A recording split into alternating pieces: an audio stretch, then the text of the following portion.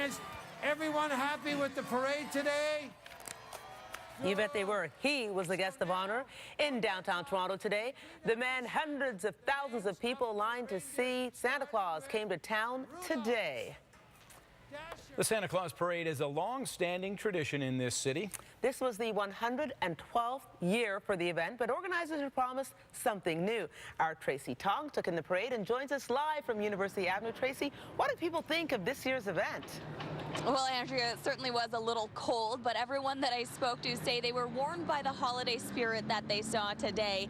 And this, by the way, the Toronto Santa Claus Parade is one of the longest running children's parades in the world. So many feel it's important for the parade route to pass by the hospital for sick children, so even the young patients inside could come out to participate in the festivities. A little sprinkling of snow is just what Santa ordered for the annual Santa Claus Parade. This is the 112th year, you know. Yeah. Oh, yeah, and I've been here since the first one. Ho, ho, ho, ho, ho. I love it. I think this snow is just a perfect with the scene. It's cold, but it does make it feel more like Christmas. Thousands of families lined the 6.5-kilometer parade route through downtown Toronto to watch marching bands, parade floats, and Saint Nick himself. Santa! This may be a long-standing tradition, but Santa's float this year is brand new, and it's bigger than ever before at 42 feet long. Wow. I always believed in Santa Claus, so it's really nice to see him in real life. He's big and he gives you presents. Many children know exactly what to put on their wish list. I'm going to put on a little bit of candy canes, a new dress, and presents. Mostly I wish for good things, like for hungry people to not be hungry anymore. What's the trick to making the nice list? Oh, just actually volunteer with other people. Try volunteering. It's a beautiful word. The nice list is long. More than 3,000 volunteers made this year's parade possible. Just watching the kids' face, and it gives you so much joy. And when we get outside the sick children's hospital, your heart goes out to all the kids and the parents. The volunteers who are here, the clowns who pay to be in this parade so we can have all the floats. This is what Toronto's all about, and that's why we have to keep this thing going for another 112 years. A tradition passed on from one generation to the next. Merry Christmas! Happy holidays! And organizers were expecting about 1 million spectators out on the streets today, but many more watched from home right here on CTV. CTV is the exclusive broadcast partner of the Santa Claus Parade and has been for 7 straight years. Reporting live outside the hospital for sick children, I'm Tracy Tong. Paul, back to you. 3, 2, 1. Thank you, Tracy. As is tradition, just ahead of the parade, runners got into the holiday spirit by lacing up their sneakers. This is the Holly Jolly Fun Run. It began at 11:45 this morning. This is the 3rd annual 5K run that takes participants along the same route as the Santa Claus Parade.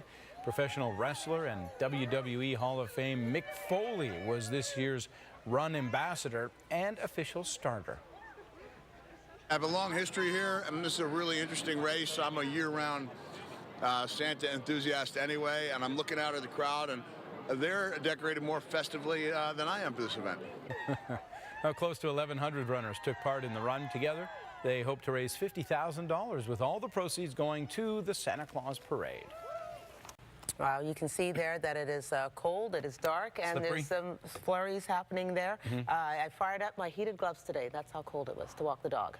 Are they battery-powered heated gloves? They're battery-powered. They're amazing. There's 3 different settings. Seriously. And if a lot of women out there, you know how I feel. Dana, we're coming to you. Your hands get cold. Your feet get cold. So there you go, Dana. This is the weather for the gloves, is it not? It is. I want a pair. I'll tell you where to get them. Christmas is around the corner. You know, it feels like Christmas. Looks like Christmas out there. So for sure, if you're thinking about Christmas presents, today was the day. Although, if you were like me, at one point this afternoon, I looked out the window and I thought, I don't really feel like going out there. Check it out. It was really windy too. We saw wind gusts up to 70 kilometers an hour, which of course made it feel much colder than it was. This is Main Street in Unionville earlier today. There were wind gusts so strong in some areas, as you saw in Scott's report a little bit earlier, that trees were down and power lines were down too. Today is the coldest day we have had in the past 7 months, and with the wind chill, it has felt like -9, and that is exactly how it feels right now. So it is cold. It is really cold out there, and feeling even colder with those northwesterly winds. So we've had two reasons why we are cold and we're seeing the snow. We had an Arctic blast of cold air just sitting over southern Ontario, and a storm center coming out of Colorado, also known as a Colorado low, moving through our area. So a double whammy, if you will, and that gave us lake effect snow and very cold air and wind gusts, very windy conditions, also giving us that significant wind chill. We know you're just telling us the weather. You know it. You didn't make the weather, so we can't blame you. No, I didn't. Oh, I will. You're going to blame Dana? I always blame the weather person. Oh, no. Brian's in for a look at sports. We're a hardy lot, though, right? We are. We complain, but we go out, we watch football, we ski, we do everything in the snow. It doesn't stop You us. know what? If you're going to play football this time of year, Yeah. it's great to have snow on the ground. Watch this. The Eastern Conference Final of the CFL is a rematch of last year's Grey Cup. Now, in that game, Ottawa came out firing on all cylinders against Edmonton, but ultimately blew an early lead, losing 26-20. The Red Black, I still have to catch myself from calling them the Rough Riders. We're not about to let history repeat itself in its own backyard. Or were they? The Red Blacks jumped out to a 50. Isn't that beautiful? Nothing lead, courtesy of a pair of touchdown passes from the ageless one, Henry Burris. The second coming on that 24-yard pass to Khalil Payton. But as you can imagine, the Eskimos did not let that lead stand up. Fourth quarter, it's now 28-17. Ottawa's QB, Mike Riley, unloads a bomb to a Darius Bowman. Here we go again. It's 28-23, or maybe not. Ottawa put this game away and secures a trip to Toronto with this. Keenan LaFrance takes the handoff, breaks a couple of hand tackles, and waltzes into the end zone. 35-23 the final. The Red Blacks revenge last year's Grey Cup loss. They're on their way to the final, and there's no way they're going to touch that Eastern Conference trophy. It was a snowy, blustery day out there today, but compared to the North Pole, it was downright warm. Which is why it was perfect weather for Santa to do a bit of water skiing. Santa left his sleigh behind this afternoon and headed out on the water north of Bracebridge today before the Santa Claus parade. He performed various barefooting and water skiing acts on Mirror Bay, but he did get off to a bit of a bumpy start.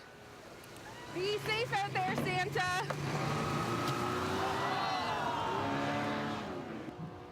Down goes Santa. The water skiing event was in support of the Lions Club food drive in the town of Kearney.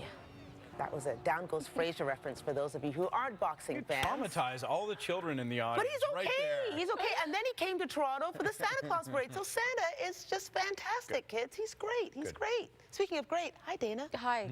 I would not be water skiing today. No. Nowhere, particularly in Bracebridge. It's so cold out there. With the wind chill, it feels like -9 right now in the city, and for sure up in Bracebridge, it feels closer to -15 with the winds. Check out how it's going to look over the next 24 hours.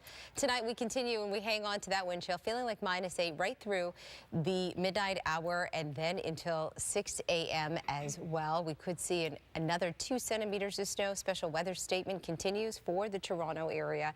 And here's how it looks for the next several days.